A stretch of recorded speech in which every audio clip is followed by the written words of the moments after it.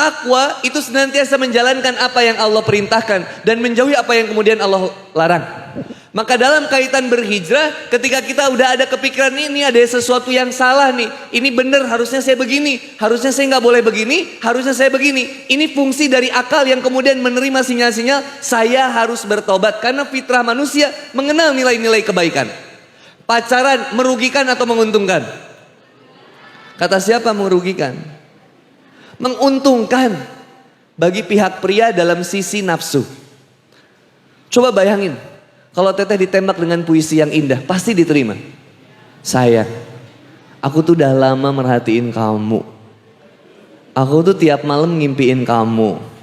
Mau makan inget kamu. Mau tidur inget kamu. Sayang, maukah kamu menjadi pacarku? Duh, itu cewek kalau ditembak itu, oh, tweet. Gimana ya? Aku bingung. Akhirnya bilang, aku juga mau jadi pacar kamu. Tapi kalau kalimatnya gini berubah gimana? Yang sebenarnya nembak tuh gitu bahasanya. Ini cuma disembunyikan sama laki-laki ini. Bahasanya gimana? Wahai sayang, mau nggak kamu aku ciumin? Mau nggak kamu aku pegangin? Mau nggak kamu aku jamah? Mau nggak kamu aku setubuhin? Mau nggak kamu aku hamilin lalu aku tinggalin? Kira-kira jawaban kita apa? Nggak mau. Tapi kata-kata itu diganti dengan kata-kata yang indah. Bahkan kemudian dipublis di film-film, di TV-TV, di film Korea, di lagu-lagu. Sampai akhirnya kita pengen banget, termotivasi banget pengen pacaran. Kayaknya kalau pacaran tuh kayak yang sesuatu yang ngangenin nih, pengen nih punya seseorang yang dirindukan. Punya seseorang yang senantiasa nyuapin kita tiap pagi misalkan. Ustadz, aku tuh seneng banget sampai ada seorang wanita komplain kan sama pasangannya. Sayang, lihat galon aja dianterin. Terus dijemput dipulangin lagi. Terus kata kata lakinya, pacarnya, "Ye, kau mau jadi galon? Aku jemput, aku anter, aku isi, nanti aku pulangin, mau?" Gitu. Galon tuh. Maka pacaran pasti menghinakan wanitanya dan pasti menjerumuskan kita. Salah satu kemaksiatan yang langsung sama Allah turunkan azabnya di dunia. Apa? Maksiat, zina, pacaran. Zina, itu langsung sama Allah disegerakan kemudian balasannya di dunia. Kalau nggak kena sama kita, kena sama keluarga kita, kena sama anak kita. Subhanallah. Kalau belum apa? Kalau belum bertobat kepada Allah Subhanahu wa taala. Maka ketika kita tahu nih ada potensi falhamaha fujuroha wa taqwaha, ada potensi fujur, ada potensi takwa, tapi Allah berikan manusia berbeda dengan hewan. Kalau hewan melakukan kesalahan nggak akan sadar. Kucing, bunda marahin kucing berapa kali tetap mungkin akan begitu. Bunda marahin kucing misalkan dia berhubungan seks di luar nikah di depan rumah ibu. Terus ibu marah-marahin, kucing nggak tahu diri. Kenapa kamu berbuat yang demikian di sini? Nggak bisa, kucing. Tapi manusia punya akal, dia tahu ini sesuatu yang buruk bagi saya, ini sesuatu yang baik bagi saya. Pertanyaannya, kenapa sesuatu yang baik sulit buat dikerjakan, sesuatu yang buruk nggak usah diperintah pun dikerjakan? Aneh. Sholat ada perintahnya nggak? Nggak sholat ada perintahnya nggak? Nggak ada. Yang nggak ada tapi dilakukan, yang ada perintahnya kok susah dilakukannya. Allahu Akbar, Allahu Akbar. Susah kita dibuat semangat ke masjid bagi seorang laki-laki. Atau bagi ibu-ibu untuk semangat. Udah azan nih saya harus bergegas. Kan rata-rata ketika mendengar azan ibu-ibu Allahu Akbar, Allahu Akbar. Gak kerasa ya udah mau maghrib. Sedekah, infak ada seruannya gak? Ada. Gak infak dan sedekah ada seruannya gak? Diperintahkan sama Allah Subhanahu wa taala buat bersedekah, berinfak dan bersemangat. Ini ciri takwa, orang yang bersemangat dalam sedekah dan berinfak. Quran surat Ali Imran ayat 134. Alladzina yunfikuna fis-sarra'i wad-dharra. Orang yang senantiasa menginfakkan hartanya baik dalam keadaan lapang maupun dalam keadaan sempit. Orang yang senantiasa mengeluarkan hartanya di jalan Allah Subhanahu wa taala, kata Allah Subhanahu wa taala, masuk dalam kategori orang-orang ciri orang-orang yang takwa, baik dalam keadaan lapang maupun sempit, dalam keadaan bahagia maupun sulit. Dia senantiasa bersemangat ngeluarin hartanya di jalan Allah Subhanahu wa taala. Ada perintahnya tapi berat buat dilakuin. Punya uang 100 ribu, disedekahin 50 ribu, berat nggak? Berat. Kenapa berat? Padahal kata Allah Subhanahu wa taala, aku yang memberi rizki. Kenapa sulit ketika kita memberi di jalan Allah Subhanahu wa taala? Semuanya titipan. Nih mohon maaf, misal summa nauzubillah. Kena gempa nih kita nih sekarang. Gempa. Kira-kira kita keluar nggak dari ruangan ini? Keluar, ditinggalin. Tas ketinggal pun kita biarin. Cirinya apa? Rumah yang besar kita tinggalin. Cirinya apa? Cirinya kita tahu bahwa dunia ini cepat atau lambat kita bakal tinggalin. Maka tinggalkan dunia sebelum kita benar-benar meninggal dunia. Dalam artian kecintaan terhadap dunia. Satu, ada orang yang ingin hidup takut mati. Ada yang kedua, orang yang ingin hidup takut mati. Ada orang yang ingin mati takut hidup. Siap-siap. Orang yang pertama, ada orang yang ingin hidup takut mati. Siapa? Orang yang cinta sama dunia. Orang yang cinta sama dunia pengennya hidup, gak siap buat mati. Coba pertanyaannya, Bunda siap gak meninggal hari ini? Ada yang udah siap meninggal saat ini, ada gak? Ada yang mas, yang udah siap meninggal sekarang ada? Kita senyum. Ustadz duluan aja. Subhanallah. Kalau ditanya, Bu siap mati sekarang? Enggak. Terus siapnya kapan? Nanti aja. Bu mau tobat kapan? Nanti aja. Tahu kapan meninggalnya? Enggak. Huwallazi khalaqakum min tin summa qada ajala wa ajalu musamma indahu summa antum tamtarun. Sungguh dialah Allah Subhanahu wa taala yang telah menciptakan manusia dari tanah. Summa qada ajala, kemudian Allah tetapkan ajal dari setiap diri kita. Rizkinya, jodohnya, semuanya sudah ditetapkan oleh Allah Subhanahu wa taala di Lauh Mahfuz yang begitu indah. Summa qada ajala wa ajalu musamma indahu, dan hanya Allah yang tahu kapan ajalmu itu akan tiba. Summa antum tamtarun, namun manusia senantiasa ragu akan perjumpaan dengan kematiannya. Yang lebih sering kita repotkan itu jodoh atau kematian? Halo? Yang sering kita repotin jodoh atau kematian? Jodoh. Yang sering kita ributin itu uang atau pahala kita? Uang. Padahal uang, mohon maaf nih, padahal uang. Uang ini 100.000 rupiah. Ada yang mau? Ada yang mau nggak?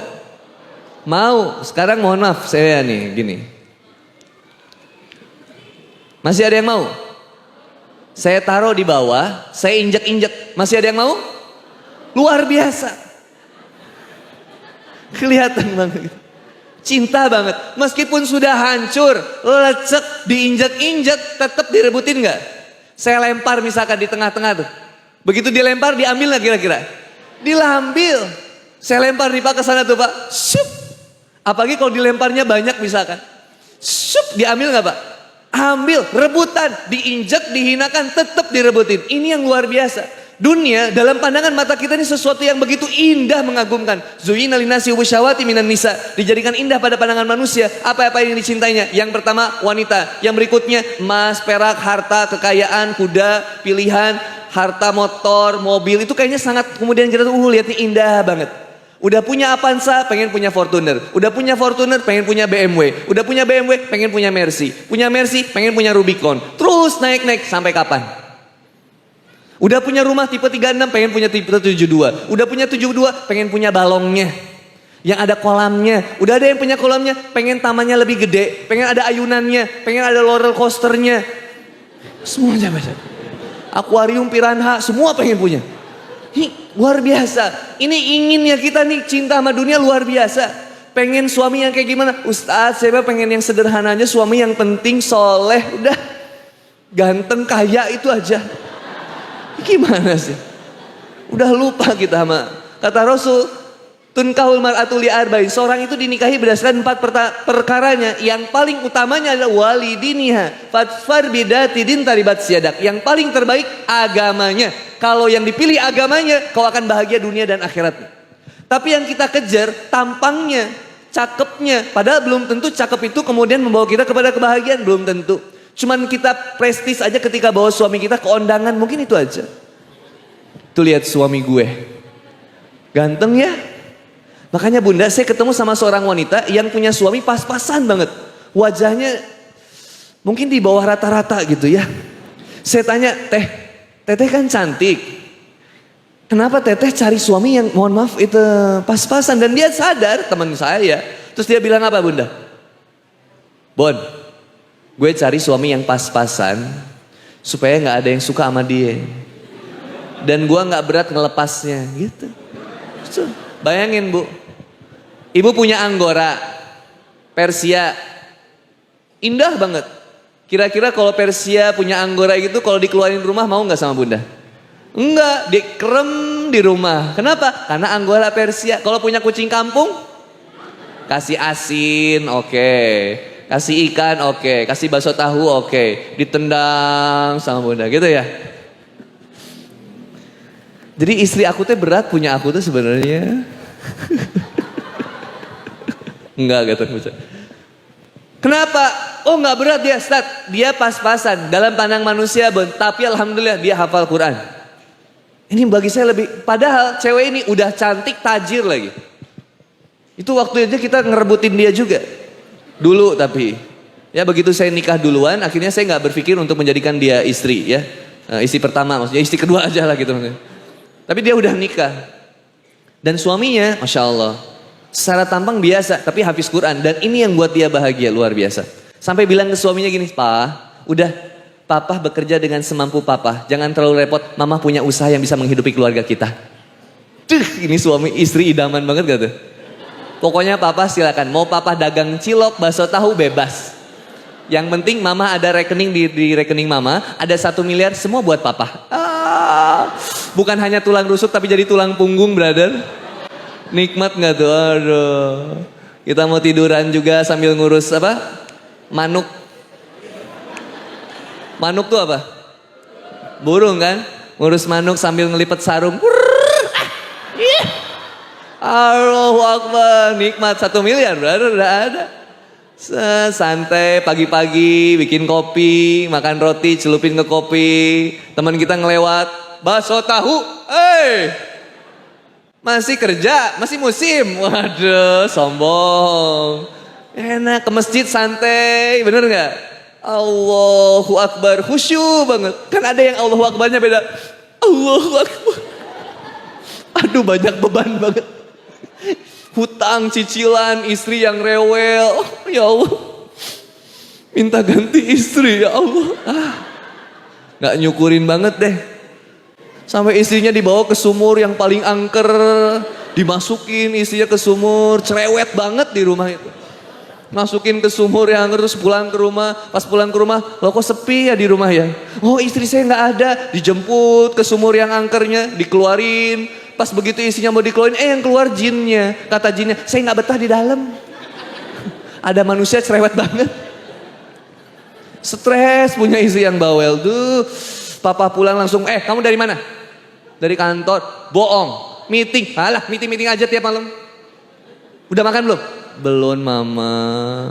Di luar suami seperti singa, galak ke karyawannya. Begitu masuk rumah, meow, papa pulang. Iya mang.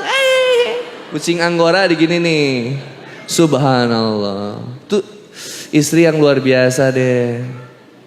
Sayang, kamu jangan capek banget ya kerjanya. Udah di rumah aja nanti aku pijitin. Tapi mah aku harus menghidupi rumah tangga kita. Sayang, kurang apa sih kita? Mobil ada, rumah gede. Aku punya harta 1 miliar. Ini harta kita kebanyakan nih, kita sedikit nih. Harta banyak, kebutuhan sedikit, gimana ya? Kayaknya kamu harus nambah istri lagi deh sayang. Kok ada di Magelang anak pindah itu. Itu luar biasa. Makanya ketika ditanya sama Pak Kiai di Tasikmalaya, Bon, siap Pak Kiai? Gak kepikiran. Kepikiran apa Pak Kiai? Nambah. Anak bilang langsung, Pak Kiai, saya pada bercanda itu. Pak Kiai, saya hanya mencari seorang wanita yang mampu menjadi tulang punggung bagi keluarga saya. Kalau bisa seperti Khadijah, menguasai 1/3 kekayaan di Tasikmalaya. Terus kata Pak Kiai, Masya Allah antum cita-citanya luar biasa. Begitu itu nggak lama saya ngisi lagi Pak, sebulan gitu ke sana. Beres ngisi di Masjid Agung, saya dipanggil sama Kiai. Bon, Ustaz dipanggil sama Pak Kiai. Saya datang ke Pak Kiai. Gimana Pak Kiai? Kata Pak Kiai, alhamdulillah yang kau harapkan sudah ada. Anak bilang, Pak Kiai saya bercanda Pak Kiai. Dia nggak bercanda, dia serius sama Kang Boni. Saya serius, istri saya enggak Pak Kiai. Ini beratnya luar biasa. Istri saya kalau tausiah, Masya Allah urusan poligami itu bunda. Ibu-ibu, kalau suami minta dipoligami, minta poligami, izinkan. Ih, coba itu ibu-ibu, ih Masya Allah Teh Rini. Terus istrinya ngelanjutin, asal jangan suami saya. Luar biasa.